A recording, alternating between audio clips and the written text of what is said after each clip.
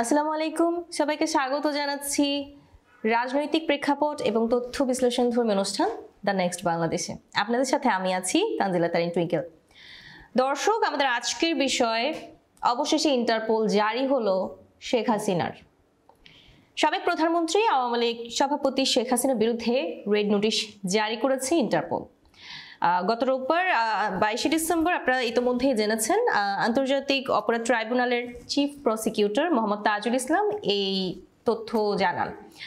এর আগে গত 10 নভেম্বর অন্তর্বর্তী সরকারের আইন উপদেষ্টা ডক্টর আসিফ নজরুল গণমাধ্যমকে বলেছিলেন, শেখ হাসিনা সহ জুলাই আগস্ট গণহত্যায় অভিযুক্ত পলাতক সব আসামিকে ফিরিয়ে আনতে ইন্টারপোলের মাধ্যমে রেড অ্যালার্ট জারি করেছে ইতোমধ্যে, এবং এর জন্য যে নোটিশ তা জারি করতে যাচ্ছে সরকার। পরে 12 নভেম্বর এক প্রেস ব্রিফিংয়ে আন্তর্জাতিক অপরাধ ট্রাইব্যুনালের চিফ প্রসিকিউটর মোহাম্মদ তাজুল ইসলাম এ প্রসঙ্গে বলেছিলেন, শেখ হাসিনা গণহত্যা, গুম সহ অন্যান্য মানবতা বিরোধী অপরাধে অভিযুক্ত একজন আসামি। তবে তিনি পালিয়ে গেছেন এবং বর্তমানে দেশের সীমানার বাইরে অবস্থান করছেন। এরকম একজন অপরাধীকে গ্রেপ্তার করতে বা তার বিরুদ্ধে রেড অ্যালার্ট নোটিশ জারি করতে আন্তর্জাতিক সংস্থা হিসেবে ইন্টারপোলকেই চিঠি দেওয়া হয়েছে।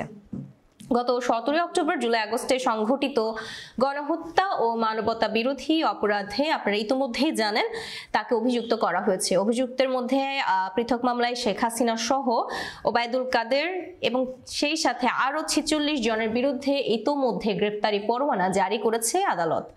এর মধ্যে আন্তর্জাতিক অপরাধ ট্রাইব্যুনাল থেকে জানানো হয়েছে, যাদের বিরুদ্ধে তারা গ্রেপ্তারি পরোয়ানা জারি করেছেন তাদের লিস্টে রয়েছেন শেখ হাসিনার বোন শেখ রেহানা, শেখ হাসিনা মন্ত্রিপরিষদের সদস্য মোহাম্মদ এ আরাফাত, এছাড়া রয়েছেন আসাদুজ্জামান খান কামাল, আনিসুল হক, দীপমণি, আকাম মোজাম্মেল হক, শেখ হাসিনার ছেলে সজীব ওয়াজেদ জয়, এছাড়া রয়েছেন সাবেক মন্ত্রী জুনায়েদ আহমেদ পলক, শেখ সেলিম, ব্যারিস্টার ফজলে নূর তাপস, শেখ ফজলে শামস পরশ, সাবেক আইজিপি আব্দুল্লাহ মামুন, ডিবি হারুন, পুলিশের সাবেক কর্মকর্তা বিপ্লব কুমার সরকার, এছাড়া রয়েছেন প্রলয় কুমার জোয়ারদার, সাবেক ডিএমপি হাবিবুর রহমান, সাবেক র্যাব ডিজি হারুন ও রশিদ, সাবেক সেনা কর্মকর্তা জিয়াউল আহসান, শেখ হাসিনার সাবেক উপদেষ্টা তারেক আনাম।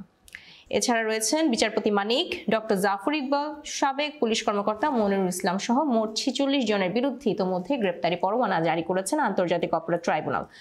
এর মধ্যে আপনারা জানেন, আন্তর্জাতিক অপরাধ ট্রাইব্যুনালের চেয়ারম্যান বিচারপতি মোহাম্মদ গোলাম মুর্তুজা মজুমদারের নেতৃত্বেই 3 বিচারপতির বেঞ্চে আদেশ দেওয়া হয়েছে।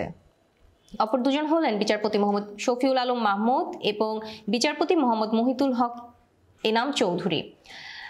ইতিমধ্যেই জানেন এটি একটি জঘন্য মানবতা বিরোধী অপরাধ, কারণ জুলাইয়ের গণহত্যা থেকে শুরু করে এর আগ পর্যন্ত গত 16 বছরের যে সহিংসতামূলক ঘটনাগুলো আমাদের দেশে ইতিমধ্যে ঘটে গেছে, তার জন্য আসলে আন্তর্জাতিক অপরাধ ট্রাইব্যুনালের মতো একটি এত বড় ইনভেস্টিগেশন প্রসিকিউটর ছাড়া আসলে এই মামলার যে তদন্ত তা সুষ্ঠুভাবে কখন নিষ্পন্ন করা সম্ভব ছিল না।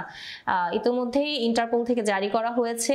আশা করছি আমাদের দেশের এই 16 বছরে যে গণঅভ্যুত্থান তার যে বিচার প্রক্রিয়া, এটি এবার হয়তো বা খুব সুশৃঙ্খলভাবে এবং ন্যায়ের সাথে পরিচালনা করা হবে এবং বাংলাদেশ এবার হয়তো বা তাদের কাঙ্ক্ষিত বিজয়ের ফলাফল হয়তো বা তারা ফিরে পাবে, এই আশায় রাখছি। আমাদের আজকের যে বিষয়টি ছিল ইন্টারপোল জারি করার বিষয়টি, তা আপনাদের সবার সামনে আমরা তুলে ধরেছি। তবে দর্শক, আপনাদেরও মতামত থাকতে পারে এ নিয়ে, আপনাদের মতে আরও কি পরিকল্পনা করা যেতে পারে এ সম্পর্কে আপনারা আপনাদের মতামত আমাদের কমেন্ট বক্সে জানাতে পারেন।